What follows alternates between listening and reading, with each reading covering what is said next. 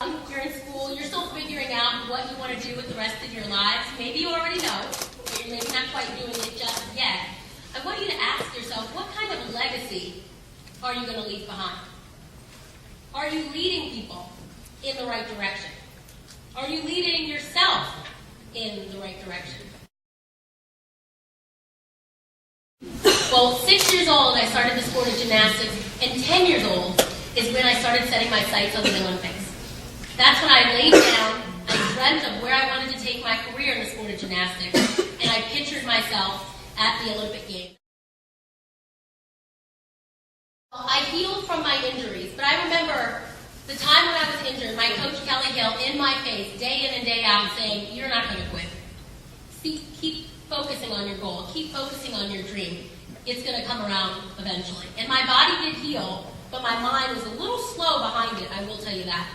For those of you all that know my career, obviously I was healthy enough to compete and qualify to my second Olympics in 1996. And I made it to that team and was proud to say that I was a member of truly, I feel, the most amazing team of girls that I have ever known and ever trained and competed against in my whole career. The 6 girls that I was on the team with, from Amy Chow to Carrie Strug to Shannon Miller, were hardworking, focused, disciplined, and the best leaders that I think I've ever come in contact with throughout my 18 years in the sport of gymnastics. And so when I look back at that 1996 Olympic team, we may have won a gold medal in front of everyone at the Georgia Dome or millions of people watching on TV, but I must share with you all this.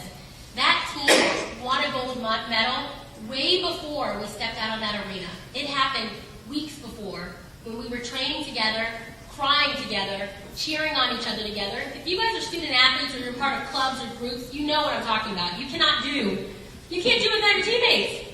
When you fall on your face, they help pick you up. When they fall on their face, you're a good teammate. You help pick them up. And that's what I felt from all 6 of those girls. And so whenever I have an opportunity to talk about my Olympic career in 1996, especially that Olympic career, I'm always thankful that I had teammates that were willing to really put aside their egos and really do what was for the betterment of the team.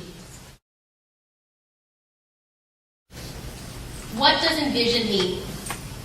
In Webster's dictionary, it is defined as to picture in one's mind. You remember when you guys were really, really little, like when we were like 8 and 9 and 10 and 11 years old, and you would go to sleep and you didn't look forward to sleep, but you looked forward to dreaming.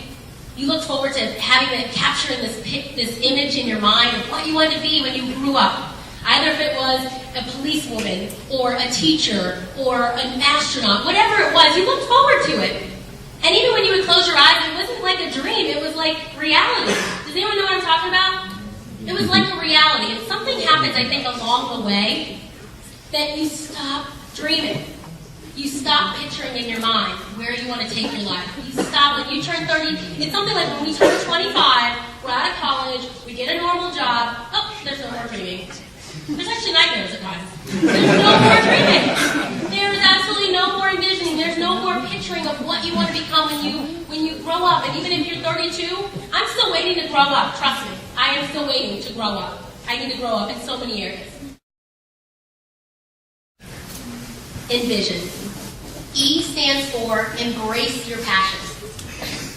Embrace what you love to do in this world. There are way too many. I love speaking to high schoolers, and I love speaking to young people that are soon to be leaders now, because I want you to embrace your passions in this world. There are way too many people that go through life just going through the motions. Not liking their job. Their job is just a job. It's just a paycheck. They don't have any passion for anything in this world. And maybe it's because they didn't have the right surroundings of people when they were younger, or opportunities, or whatever it is right now. But I want you all to choose to embrace whatever it is you're passionate about. N stands for you need a plan. Know that you should always have direction in this world. You need a plan. You need to have an idea of where you are today, point A, and where you want to be tomorrow, point B, and then it continues to go on. Envision. V stands for values to live by. I like to add in this other little part, values and mottos to live by. Choose to be honest with yourself. If you are lazy, know that it's going to come back and bite you. If you have no direction, no commitment, you're not honest, it'll come back and bite you. I stands for who or what is your inspiration? Because the company you keep will determine your destiny. The people you go to when times get tough will determine your destiny. S, setbacks and obstacles. I inspire others. When I look back at my career, my athletic career, there's highlights, of course, at the Olympic Games.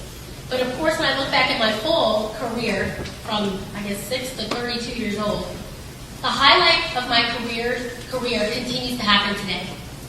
It's not the gold medals, as was mentioned in the intro. It's not the gold medals. It's not the endorsements. It's great to be able to provide for myself and have a nice lifestyle, woohoo.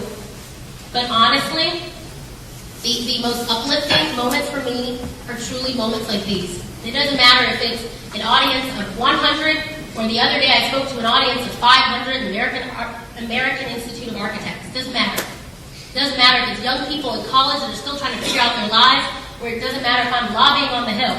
To know that I can actually touch someone else's life and inspire them and plant a seed in someone is truly the greatest gift there is. Envision. O, opportunities to grow, learn, and expand yourself. O, and the day until you're living your last breath on this earth, you should still be striving to grow. Doesn't matter how much money you have in the account, doesn't matter your status, it doesn't matter your title, it doesn't matter who's following you, you are always going to have to grow in this world. And you can only grow by taking advantage of opportunities around you. And the last part is, N, never give up. I know it's cliche. I know you guys probably have parents, teachers, coaches, people around you telling you, don't quit. They were right. Don't quit. And if you have quit in life, then something, I'm sure you'll regret it. Just a little incy bit, it's a small of it. And there's nothing wrong with that. You'll just learn from that lesson. You won't want to quit again. Trust me. So never give up. Never give up on inspiring the world around you, and never give up on taking advantages of opportunities to grow. I want to thank you all for having me here this evening. It's truly been an honor.